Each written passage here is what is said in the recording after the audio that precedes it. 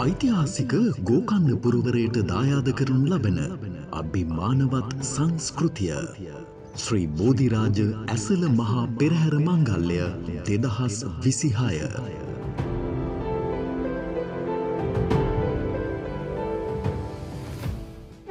චීනවරාය ශ්‍රී බෝධිරාජ ඇසළ මහා පෙරහැර නිර්මාතෘවර වැඩ සිට අපවත් වී වදාළ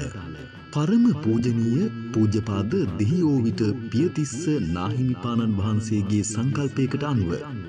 සංස්කෘතියේ අභිමානය විදහා පාමින් 2009 වර්ෂයේ ආරම්භ කරන්නට යෙදුන පෙරහැර මංගල්‍ය මෙවරත් අති උත්කර්ෂවත් අන්දමින් රාජ්‍ය අනුග්‍රහය මැද්දේ 2026 ජූලි මාස 31 වන දින සවස 5ට ත්‍රිකුණාමලයේ ප්‍රධාන සන්ධිස්ථානය වන හතරේ කණුව මන්සන්දියේ සිට චීන වරාය ශ්‍රී බෝධිරාජාරාම විහාරස්ථ පුදවිමතෙක් වීදි සංචාරයේ කොට ගෙවිදීමෙන්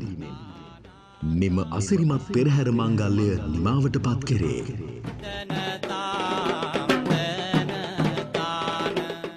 මෙම අසිරිමත් දසුන් දැක බලා සිත් පහන් කර ගන්නට ඔබ සැමට මෙත් සිතින් ආරාධනා.